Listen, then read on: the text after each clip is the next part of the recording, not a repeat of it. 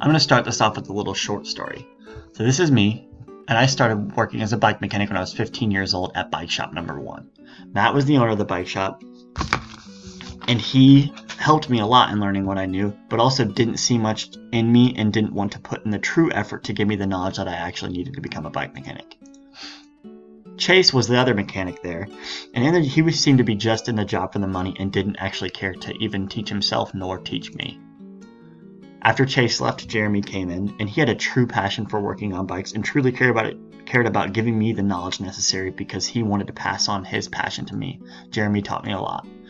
After working at Bike Shop Number 1, I worked at Bike Shop Number 2 for a while. Sean was the head mechanic there, and he had a passion just like Jeremy did, but was very self-absorbed and didn't truly have the desire to give back his knowledge to me.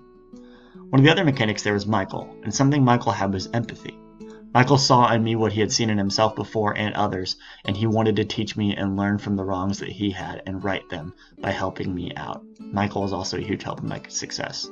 After working at Bike Shop Number 2 for a while, I went back to Bike Shop Number 1, and after 5 years, Matt had learned a lot and truly turned around and helped me learn a lot and helped me to be where I am today in the bike world. The moral of the story here is that these different mechanics and workers of mine represent teachers in the teaching industry and different personalities they have and different types of teaching they have. It represents their faults and their strengths. This leads me into what I truly believe and my main statement that I want to make as a pre-service teaching student, and that's that teachers need to want to give more. They need to be willing and wanting to put in the time and effort in exchange for students' true best interests. If there is one big thing that I have taken away from this class, it is the importance of developing literacy in your classroom. And another thing I've realized is the effort and time it takes to do that. Developing critical literacy not only for yourself but for your students is something that takes a lot of time and a lot of effort, and it's not going to be possible or attainable unless the teacher is willing to do that.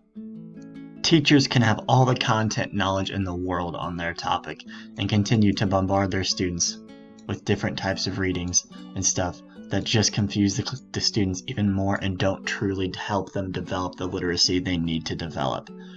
Developing true literacy involves passion, effort, and empathy, and all those combined help students truly learn what they need to learn and develop the literacy for that content. Teaching is not just about relaying your content knowledge and what you as a teacher truly have a passion for. It's about helping students obtain that content literacy. And you can't just do that by relaying information and just supplying them with books and expecting them to learn it themselves. You have to not only be empathetic, but you also have to be willing to put the time and effort into lesson planning, unit planning, and text selection. In our textbook, it talks about how careful planning and preparation are not just required for unit planning and lesson planning, but for text and course material selection as well, to help students form and obtain proper content literacy. I got my first taste of this in the text set assignment.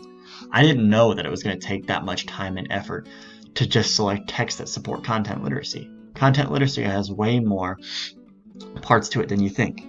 I also got a taste of this in the critical text analysis assignment. As a group, we spent hours on top of hours just finding certain components in our text that we selected.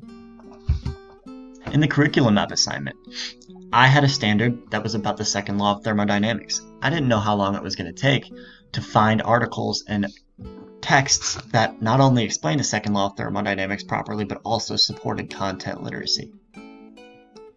Through hours and effort of looking for texts, I ended up finding these four that ended up supporting it very well, and it's very satisfying to find ones like these, even though I had to put the time and the effort. I'm still willing to do that.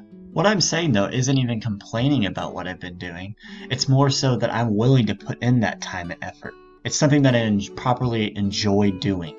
And in my topic, hopefully I have the content knowledge and I have the passion, and if I can combine these three, I can obtain that content literacy that we're looking for.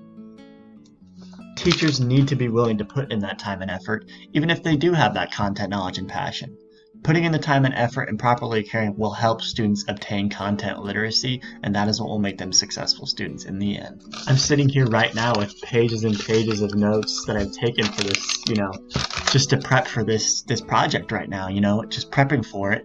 And I think that's the big thing I've taken away from this class is how much prep and time and effort goes into preparing proper content for your students. But also I've learned how much I want to do it. So thank you.